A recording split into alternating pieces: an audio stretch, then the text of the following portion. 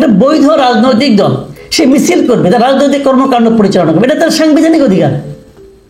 আপনি এটাকে কোন আইনের বলে করতে দেবেন না। এবং আপনার এই বেআইনি আদেশ যদি পুলিশ অমান্য করে, তাহলে আপনি বলেছেন যদি আমি কোনো বেআইনি আদেশ দিই সেটা মানার দরকার নাই। আওয়ামী লীগ কিন্তু এই সরকার নিষিদ্ধ করেনি। যে সরকার আওয়ামী লীগকে নিষিদ্ধ করেনি সেই সরকারের সংশ্লিষ্ট উপদেষ্টা, মানে মন্ত্রীর মর্যাদার উপদেষ্টা, সংশ্লিষ্ট উপদেষ্টা যদি বলে তার পুলিশকে যে তাদেরকে তোমরা মিছিল করতে দেবে না, এখন যদি ওই পুলিশ তাকে প্রশ্ন করে স্যার আপনি যে কথা বললেন এটা কি আইনি নির্দেশ থেকে বেআইনি আদেশ? ঢাকা মহানগরীতে আওয়ামী লীগের ঝটিকা মিছিল, মিছিলের স্লোগানগুলি কি ছিল সেটাও একটু বলি। স্লোগানে ছিল জয় বাংলা, জয় বঙ্গবন্ধু, তারপরে শেখ হাসিনা আসবে, বাংলাদেশ হাসবে, শেখ হাসিনার ভয় নাই, রাজপথ ছাড়ি নাই, শেখ হাসিনার সরকার বারবার দরকার, তুমি কে আমি কে, বাঙালি বাঙালি, এই সমস্ত নানা ধরনের স্লোগান এই মিছিলে ছিল। এখন এই মিছিলটা হয়ে যাওয়ার পর প্রতিক্রিয়া আমরা আজকে কি দেখলাম? আজকে কয়েক ধরনের প্রতিক্রিয়া দেখলাম। একটা প্রতিক্রিয়া দেখলাম যে ওখানে কয়েকজন লোক, কয়েকজন ছাত্র, তারা একটা ব্যানার নিয়ে মিছিল করেছে। সেই ব্যানারে লেখা ছিল যে অপারেশন ডেভিল হান্টের ব্যর্থতা, আওয়ামী লীগের মিছিলে পুলিশের নিষ্ক্রিয়তার প্রতিবাদে প্রতীকী লাঠি মিছিল। সবার হাতে ছোট ছোট লাঠি ছিল, এরকম একটা ব্যানার ছিল। আমি এটার একাধিক ভিডিও দেখলাম, ছবি দেখলাম, আপনারা ছবিটা দেখতে পারেন। সেই ছবিতে আমি দেখলাম মোট এই 9 জন কি 10 জন লোক ছিল উপস্থিত। 9 জন কি 10 জন লোকের নিয়ে একটা মিছিল, প্রতীকী মিছিল। তারা আওয়ামী লীগের মিছিলে পুলিশের নিষ্ক্রিয়তার বিরুদ্ধে তারা প্রতিবাদ করছে। মানে এটা কিন্তু খুব একটা ইন্টারেস্টিং আমার কাছে মনে হলো পরিবর্তনটা। দেখুন, এই উত্তরায় কিন্তু আজ থেকে কয়েক মাস আগে জুলাই অগাস্টে আওয়ামী লীগের শাসন, তার বিরুদ্ধে সবচেয়ে উত্তাল অবস্থান ছিল এই উত্তরা। এখানে মুগ্ধ মারা গিয়েছিলেন। তো সেই উত্তাল যে অভিযানটা ছিল, উত্তাল যে মিছিলটা ছিল, সেই মিছিলে কারা ছিল? তারা এখন কোথায় গেল? তো তারা কি আওয়ামী লীগের নিষিদ্ধ চান না? তারা কি আওয়ামী লীগের এই ঝটিকা মিছিলের বিরোধিতা করতে চান না? বিষয়টা আসলে কি দাঁড়াচ্ছে? এই জিনিসটা আমি মনে করি এই সরকারের এখন চিন্তা করা দরকার। যাদের আন্দোলনের ফলে তারা এখন সরকারে বসেছেন, এই সরকার কি সেই সাধারণ মানুষের যে প্রত্যাশা, সেই প্রত্যাশা মেটাতে পারছেন? এটা হলো সবচেয়ে গুরুত্বপূর্ণ বিষয়। সাধারণ মানুষের প্রত্যাশাটা কি ছিল? সরকারে কে হবে, কে উপদেষ্টা হবে, কে উপদেষ্টার বিশেষ সহকারী হবে, কে সংবিধান সংশোধনের জন্য কাকে বিদেশ থেকে উড়িয়ে আনা হবে, কাকে দিয়ে, এগুলি সব মানুষের প্রত্যাশা ছিল না। মানুষের প্রত্যাশা ছিল জীবন যাপন যেন সহজ হয়, উনি যেন বাজারে যে জিনিসপত্র কম দামে কিনতে পারেন, দেশে যেন অর্থনৈতিক প্রবৃদ্ধি দৃশ্যমান হয়ে ওঠে। ওনারা এইগুলো চেয়েছেন। কয়টা পেয়েছেন? এবং মানুষের সে প্রত্যাশার বিপরীতে মানুষ কি দেখেছে? আগে কারা লুটপাট করতো, সেই লুটপাট কি বন্ধ হয়েছে? এখন কি লুটপাট হচ্ছে না? একটা ছেলে যে টেলিভিশনে বলেছে যে তাদের এলাকার সবচেয়ে দরিদ্র ঘরটা হলো তাদের, সেই ছেলে এখন 1.5-2 কোটি টাকা দামের গাড়ি চালায়, বিশাল অফিসে বসে। মানুষের কাছে এই পরিবর্তনগুলি কি মানুষকে আনন্দ দিচ্ছে? এবং দিচ্ছে না বলেই কিন্তু আজকে এই প্রতীকী লাঠি মিছিলের পেছনে এই উদ্যোক্তা 9 জন ছাড়া আর কেউ ছিল না। আমরা কদিন আগে কিন্তু একই জিনিস দেখেছিলাম, যে বৈশাখী যে অনুষ্ঠান ছিল, সেখানে যে এই এনসিপির যে প্রোগ্রামটা ছিল, সেই প্রোগ্রামে কিন্তু দেখা গেছে যে 50-60 জনের বেশি লোক ছিল না সামনে, এবং তার মধ্যে অর্ধেকের বেশি ছিল সংবাদ সংগ্রহের জন্য নিয়োজিত ক্যামেরা পার্সন এবং রিপোর্টার। বেলুন কি ফুটে গেল, চুপসে গেল? দেখুন, এরপর আমি আরেকটা প্রসঙ্গ তুলব সরকারের ভূমিকা নিয়ে। আজকে স্বরাষ্ট্র বিষয়ক উপদেষ্টা লেফটেন্যান্ট জেনারেল জাহাঙ্গীর আলম চৌধুরী তিনি গিয়েছিলেন এই রাজধানীর উত্তরাঞ্চলের 3টি থানা পরিদর্শনে। কোন 3টা থানা? বিমানবন্দর, উত্তরা পশ্চিম ও তুরাগ, এই 3টা থানা পরিদর্শন করেছেন। এবং এই পরিদর্শন করতে যেয়ে উনি সেখানকার পুলিশকে বলেছেন যে আওয়ামী লীগের কার্যক্রম ও ঝটিকা মিছিলের বিরুদ্ধে পুলিশের কোনো নিষ্ক্রিয়তা পেলে কঠোর ব্যবস্থা নেওয়া হবে। মানে আওয়ামী লীগের যদি এমনি ঝটিকা মিছিল হয়, এটা যদি পুলিশ কন্ট্রোল করতে না পারে, তাহলে পুলিশের বিরুদ্ধে কঠোর ব্যবস্থা নেওয়া হবে। এই হুমকিটা কিন্তু উনি দিয়েছেন এবং উনি সাংবাদিকদের স্পষ্টভাবে বলেছেন যে পুলিশ ইতিমধ্যে 2 জনকে ধরেছে। আওয়ামী লীগের কার্যক্রম ঝটিকা মিছিলের বিরুদ্ধে পুলিশ কোনো রকম নিষ্ক্রিয়তা পেলে তাদের কঠোর ব্যবস্থা নেওয়া হবে। আচ্ছা, একটা কথা আমি বলি, এই যে পুলিশকে উনি সক্রিয় হতে বললেন আওয়ামী লীগের এই ধরনের মিছিলের ব্যাপারে, ঝটিকা মিছিলকে কন্ট্রোল করার জন্য, ঝটিকা মিছিল করতে না দেওয়ার জন্য, তার মানে উনি পুলিশকে নির্দেশ দিলেন এই সমস্ত মিছিল করতে দেওয়া হবে না এবং করতে যেন পুলিশ না দেয়। তো আমি যদি স্বরাষ্ট্র উপদেষ্টাকে একটু জিজ্ঞাসা করতে চাই, এই ধরনের নির্দেশ আপনি দিলেন কোন আইনে? মানে পুলিশ যদি জিজ্ঞাসা করতো আপনাকে, স্যার আপনি যে আদেশটা দিলেন এই আদেশটা আমি কোন আইনের বলেন করবো কাজটা? মানে আওয়ামী লীগ যদি মিছিল করতে চায় অথবা যদি মিছিল করে, তাদেরকে আমি মিছিল করতে না দেওয়ার পেছনে কি আইন আছে আমার? কেন আমি আইন এবং বেআইনের এই কথাটা তুললাম? আপনাদের একটু পেছনে নেব, আমি খুব বেশি দিন পেছনে না, এই সরকার দায়িত্বে আসার পরে গত সেপ্টেম্বরে সম্ভবত সেপ্টেম্বরের দিকে উনি র্যাবের একটা মিটিংয়ে গিয়েছিলেন, যে সেখানে উনি বলেছিলেন ঊর্ধ্বতন কর্তৃপক্ষের বেআইনি আদেশ মানা যাবে না। এই মোহাম্মদ জাহাঙ্গীর আলম চৌধুরী উনি বলেছিলেন যে আপনার ঊর্ধ্বতন যদি আপনাদেরকে কোনো বেআইনি আদেশ করে আপনি সেটা মানবেন না, উনি বলেছিলেন। তাহলে এই আদেশটাকে আইনি আদেশ, উনি যেটা বললেন যে পুলিশকে আওয়ামী লীগকে মিছিল করতে দেবেন না, এটা কি কোনো আইনি আদেশ?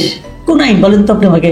যে কোনো এই ধরনের শৃঙ্খলা বাহিনীকে যদি আপনি রাজনৈতিক উদ্দেশ্যে ব্যবহার করেন, তাহলে তারা কিন্তু ওই ব্যবহৃত হতে হতে তারা নানা ধরনের অপকর্মে জড়িয়ে যায়। তাহলে এখানে আওয়ামী লীগকে ঝটিকা মিছিল করতে দেব না, একটা বৈধ রাজনৈতিক দল আওয়ামী লীগ, তাকে আমি মিছিল করতে দেব না, এটা বলার মাধ্যমে স্বরাষ্ট্র উপদেষ্টাকে পুলিশকে রাজনৈতিক উদ্দেশ্যে ব্যবহার করছেন না? তাহলে অনৈতিক কাজটা তো উনিই শুরু করতেছেন। দেখুন, আওয়ামী লীগ নিষিদ্ধ করা উচিত কি উচিত না, আওয়ামী লীগের মিছিল করতে দেওয়া উচিত কি উচিত না, আওয়ামী লীগ রাজনীতি দেশে করতে পারবে কি পারবে না, আওয়ামী লীগের লোকদেরকে আমরা কতটুকু ঘৃণা করব, এই সবগুলি নিয়ে কিন্তু আলোচনা চলতে পারে। আমি এই আলোচনাতে কোনো আপত্তি দেখি না, কিন্তু আমার কথা হলো যে আপনি ততটুকুই করতে পারবেন, পুলিশ ততটুকুই আওয়ামী লীগের প্রতি আচরণ করতে পারবে যতটুকু তাকে আইন কভার করে। পুলিশ তো আইন শৃঙ্খলা রক্ষাকারী বাহিনী না, তারা তো বেআইনি কাজ তাদের করা উচিত হবে না। এখন যদি খোদ স্বরাষ্ট্র মন্ত্রণালয়ের উপদেষ্টা বলে তাকে বেআইনি কাজ করতে, তাহলে সে কি করবে? এখন আইন তো সরকারই তৈরি করে, তো আপনি একটা আইন তৈরি করে নেন, আমার কোনো আপত্তি নাই, যদি পারেন একটা আইন তৈরি করে নেন যে আমরা আওয়ামী লীগকে নিষিদ্ধ করে দিলাম, করেন না ভাই, আমার কোনো আপত্তি নেই, একটা আইন তৈরি করেন এবং সেই আইন তৈরি করে আপনি বলেন যে এই আইন যে না মানবে তার বিরুদ্ধে আমি ব্যবস্থা নেব। তাহলে একটা আইন, এটা হবে একটা আইনি নির্দেশ। কিন্তু আপনি যে বেআইনি নির্দেশ দিচ্ছেন, যেটা আইনি নাই আপনি সেই নির্দেশ দিচ্ছেন। জাহাঙ্গীর সাহেব, আপনাকে তো আইনটা একটু বুঝতে হবে ভাই, আইনটা পড়েন। আপনার নির্দেশটাকে আইনি নির্দেশ হলো, ঠিক এই জায়গাটা মাথায় রাখতে হবে, সরকারকে মাথায় রাখতে হবে, কিন্তু মাথায় রাখতে হবে কেন ছাত্রদের ওই প্রতীকী লাঠি মিছিলে মাত্র 9 জন লোক থাকে। সরকারকে বুঝতে হবে, সংখ্যাগরিষ্ঠের পক্ষে আপনাকে থাকতে হবে। আপনারা যাদের পক্ষে এখন আছেন ওখানে মাত্র 9 জন থাকে, আর তাদের যে মূল দল, তাদের যে মূল অনুষ্ঠান, একটা আয়োজন করা অনুষ্ঠান, অনেক দিনের ঘোষিত অনুষ্ঠান, সেই অনুষ্ঠানে সাংবাদিক সহ থেকে 60 জন। আপনাদের বুঝতে হবে পায়ের নিচের মাটি এখন ধীরে ধীরে সরে যাচ্ছে, এটাও বুঝতে হবে কেন সরে যাচ্ছে। আপনারা মানুষের প্রত্যাশা মেটালে এগুলি কোনো ইস্যুই হতো না, তোর পুলিশকে অর্ডার দিতে হতো না, মানুষই এদেরকে প্রতিহত করতো। কিন্তু সেটা আপনার মানুষের প্রত্যাশা যখন মেটাতে না পারবেন তখন এরকম হতে থাকবে। ওই চিৎকার চেঁচামেচি করে, ওই ফেসবুকে অথবা ইউটিউবে অথবা সোশ্যাল মিডিয়ায় ওই ক্যাম্পেইন করে আপনি মানুষকে মাঠে নামাতে পারবেন না। আমি মনে করি আমাদের রাজনৈতিক অঙ্গনে এবং দেশের সার্বিক পরিস্থিতিতে একটা বিরোধপূর্ণ পরিস্থিতির উদ্ভব হয়েছে। বিরোধপূর্ণ কেন বললাম? যে এ পর্যন্ত গত 8 মাসে এই যে ডক্টর ইউনূসের একটা সরকার, যাকে আমরা অন্তর্বর্তীকালীন সরকার হিসেবে জানি এবং যার নামকরণও তাই, এই সরকারকে এতদিন সকল রাজনৈতিক দল এক ধরনের সমর্থন দিয়ে এসেছে এবং সেই সমর্থন তারা প্রকাশ্যেও ঘোষণা করেছে। প্রকাশ্যে কোনো দলের সঙ্গে তাদের এখন পর্যন্ত আমি কোনো মতবিরোধ হতে দেখিনি। দু একজন দলের দু একজন নেতা হয়তো কিছু কথা বলেছেন, যার সঙ্গে হয়তো ডক্টর ইউনূসের চিন্তা অথবা বক্তব্য অথবা কর্মকাণ্ড মেলেনি দু একজন নেতা বিচ্ছিন্নভাবে, কিন্তু দলীয়ভাবে তাদের বিরোধিতা কেউ করেনি। বিরোধিতা করতে পারে বলে কেউ কেউ আশঙ্কা করেছেন, এবং সেই আশঙ্কাটা বেশিরভাগ এসেছে ডক্টর ইউনূসকে যারা সমর্থন করেন দেশে অথবা বিদেশে, যারা সোশ্যাল মিডিয়ায় বেশ সরব, তাদের কণ্ঠ থেকে। তারা নানা ধরনের ক্যারিকেচার করে নানা ধরনের সংকট তৈরির চেষ্টা করেছেন। তাদের সেই চেষ্টা অতঃপর আমার কেন যেন মনে হয় সফল হতে যাচ্ছে। এবং আজকে ডক্টর ইউনূসের সঙ্গে বিএনপির একটা প্রতিনিধি দলের একটা মিটিং ছিল।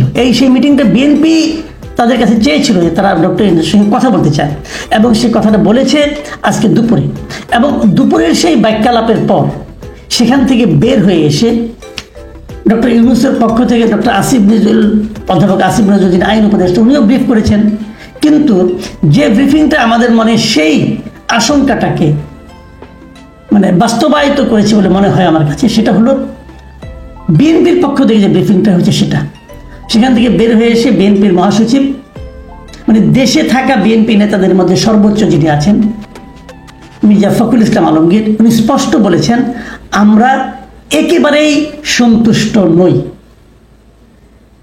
তো ওনারা কার উপর অসন্তুষ্ট? ডক্টর ইউনূসের কথার উপর অসন্তুষ্ট। ওনারা ডক্টর ইউনূসের কাছে অনেকগুলি পয়েন্ট নিয়ে গিয়েছিলেন, তবে সবচেয়ে বড় পয়েন্ট ছিল নির্বাচন কবে হবে, এবং ওনারা বলার চেষ্টা করেছিলেন যে এই নির্বাচনটা ডিসেম্বরে হওয়া উচিত। ওনারা একথাই বলার চেষ্টা করেছিলেন নির্বাচন ডিসেম্বরে না হলে দেশে একটা অস্থিতিশীল পরিস্থিতি তৈরি হতে পারে। ওনারা এই যেগুলো আগেও বলেছেন, এর আগেও আমি দেখেছি প্রায় 2 সপ্তাহ আগে রয়টার্সের কাছে দেওয়া এক ইন্টারভিউয়ে বিএনপির শীর্ষস্থানীয় নেতা ডক্টর মঈন খান ওই একই কথা বলেছিলেন যে ডিসেম্বরের মধ্যে নির্বাচন না হলে দেশে একটা অস্থিরতা, একটা অস্থিতিশীলতা তৈরি হতে পারে। সেই একই কথা এবার মির্জা ফখরুল ইসলাম আলমগীর বললেন। দেখুন কি বলেছেন, আমি ওনার বক্তব্যগুলো আপনাদের পড়ে শোনাই। ডক্টর মির্জা ফখরুল ইসলাম আলমগীর বলেছেন, ওনার কথা হুবহু বলছে এই কারণে যে একটা শব্দ এদিক সেদিক হলে হয়তো অর্থ অন্যরকম হয়ে যেতে পারে, আমরা হুবহু ওনাদের কথাটা শুনতে চাই। উনি বলেছেন আমরা একেবারেই সন্তুষ্ট নই, আমরা পরিষ্কার করে বলেছি ডিসেম্বরের মধ্যে নির্বাচন না হলে দেশের রাজনৈতিক, অর্থনৈতিক ও সামাজিক পরিস্থিতি আরো খারাপের দিকে যাবে। এই যে কথাটা বলেছেন এর কিন্তু অনেকগুলো অর্থ আছে। যেমন একটা কথা বলেছেন আরো খারাপের দিকে যাবে, প্রশ্নটা হচ্ছে তাহলে এখন কি খারাপের মধ্যে আছে? উনি আরো খারাপের কথা বলছেন। এখন আমার এখানে একটা ছোট্ট একটা প্রশ্ন, যে আসলে কি খারাপের দিকে যাবে নাকি উনি জুজুর ভয় দেখাচ্ছেন? এটা নিয়ে কিন্তু আমি মনে করি আলোচনা হতে পারে। তবে আমি এতটুকু বুঝি যে যতক্ষণ পর্যন্ত একটা নির্বাচিত গণতান্ত্রিক সরকার না আসবে, যতদিন পর্যন্ত এরকম একটা ঝুলন্ত অন্তর্বর্তীকালীন সরকার থাকবে দায়িত্বে, রাষ্ট্র ক্ষমতায়, সরকারে, ততদিন পর্যন্ত এখানে বিদেশি বিনিয়োগ আসবে না। আপনি যতই রোড শো করেন আর যতই সামিট করেন, যতই স্মার্ট লোকদের এনে বক্তৃতা দেওয়ান, তাই কোনো কাজ হবে না। পরে ধরা পড়ে যাবে যে ওখানে যাদের বিনিয়োগকারী হিসেবে এনেছেন তারা অনেকে নাকি 15-20 বছর ধরে এসে থাকে, বসবাস করে, চামড়া সাদা, কথাও বলে ভাঙা ভাঙা এই বাংলায়, ইংরেজিতে বলে, কিন্তু তারা এদেশে থাকে, এদেশের অধিবাসী তারা। কিন্তু ওইগুলি এনে মানুষকে আপনি বেশি দিন কিন্তু চোখে ধুলা দিতে পারবেন না, বিনিয়োগ আসবে না ভাই। পৃথিবীর কোনো বিনিয়োগকারী এমন একটা দেশে বিনিয়োগ করবে না যে দেশে স্থায়ী কোনো সরকার নেই, স্থিতিশীল কোনো সরকার নেই, এটাই নিয়ম। আর অন্য নেগেটিভ দিকগুলোর কথা বাদই দেন। ডক্টর ইউনূসের এই সরকারের আমলে মৌলবাদী এরা কোনো সুযোগ পাচ্ছে কিনা, আশকারা পাচ্ছে কিনা, এটা নিয়ে তো ডোনাল্ড ট্রাম্পও দেখলাম একটা টুইট করেছে। যাক, ওই আলোচনা হয় না করি আপাতত। কাজেই তারা যে বলেছে অর্থনৈতিক ও সামাজিক পরিস্থিতি আরো খারাপের দিকে যাবে, এটা একদম অমূলক বলেছে তা কিন্তু আমি মনে করি না। দ্বিতীয় যে কথাটা মির্জা ফখরুল বলেছেন, তিনি বলেছেন যে তারা ওখানে দেখা করে তাদের উদ্বেগের বিষয়গুলো ডক্টর ইউনূসকে জানিয়েছেন। উদ্বেগগুলো কোন কোন ক্ষেত্রে? ওনারা বলেছেন যে ক্ষেত্রে উদ্বেগ তারা ছিল, তারা বলেছেন যে নির্বাচনের সুনির্দিষ্ট রোডম্যাপ তারা চেয়েছেন, এবং তারা বলেছেন যে বর্তমানে রাজনৈতিক যে পরিস্থিতি আছে এবং দেশের যে অবস্থা, তাতে আমরা বিশ্বাস করি একটি গ্রহণযোগ্য নির্বাচনের মাধ্যমেই সমস্যার সমাধান করতে হবে। এই হলো দাবি। এই দাবিতে আমি কিন্তু বুঝি না যে এই দাবিতে অন্যায়টা কোথায়। নির্বাচন চাওয়াটা কি অন্যায়? নির্বাচন অর্থটা কি? আমাকে একটু স্পষ্ট করে আমি বোঝার চেষ্টা করি। নির্বাচন অর্থটা কি? নির্বাচন মানে এই দেশের মানুষ ঠিক করে দেবে যে কে আগামীতে দেশ চালাবে। সেটা কে? এটাই দেশের মানুষ ঠিক করে দেবে। কিছু কিছু লোক, আমাদের কিছু কিছু লোক বলতেছে একটা নির্বাচন হলেই নাকি সমস্যার সমাধান হবে না। তাহলে কিভাবে সমাধান হবে? কিভাবে সমাধান হবে? ওনারা বলছেন সংস্কার করলে সমাধান হবে। সংস্কারটা কে করবে? যে সংস্কার করবে তার সংস্কারটা কি আপ টু দ্য মার্ক হবে? তারটা কি সেরকম প্রয়োজনীয় সংস্কার করার যোগ্যতা সে ধারণ করে? আপনি বলবেন করে। আপনি কে? আমি প্রশ্ন করবো, আপনি কি করে বুঝলেন যে সে সংস্কার করার যোগ্যতা রাখে? আপনার কাছে মনে হয়েছে, যদি আমার কাছে মনে না হয়, আমি যদি মনে করি এই সংস্কার মোটিভেটেড সংস্কার, এই সংস্কার ক্ষমতায় এখন যারা আছেন তাদেরকে খুশি করার সংস্কার, যদি আমি বলি, আপনি এটাকে ভুল প্রমাণ করবেন কিভাবে? আমার সঙ্গে বাহাস করবেন? করেন না বাহাস, আমি তো ওপেন বসে আছি, আসেন আলোচনা করি। তখন তো আপনারা করবেন না। আপনারা ধরে নিয়েছেন আপনার একজন লোককে বিদেশ থেকে উড়িয়ে দিয়েছেন, আপনার পছন্দের লোক আপনার সঙ্গে বসে বসে আড্ডা টাড্ডা দেয়, অতএব তার চেয়ে যোগ্য লোক আর কেউ নাই। এটা তো আপনি ধরে নিয়েছেন, এটা তো আপনার চয়েস। আপনার চয়েসটা কি জনগণের চয়েস? কে প্রমাণ করবে? কিভাবে প্রমাণ করবেন আপনারা? কাজেই যে সংস্কার প্রস্তাব আপনারা দিয়েছেন ওটা একদম কিছুই হয়নি আমি তা বলবো না। থাক, কিছুটা কষ্ট মষ্ট করে করেছেন, একটা বই আকারে বের করেছেন, কিছু টাকা পয়সা খরচ করেছেন, করেন, কোনো সমস্যা নাই।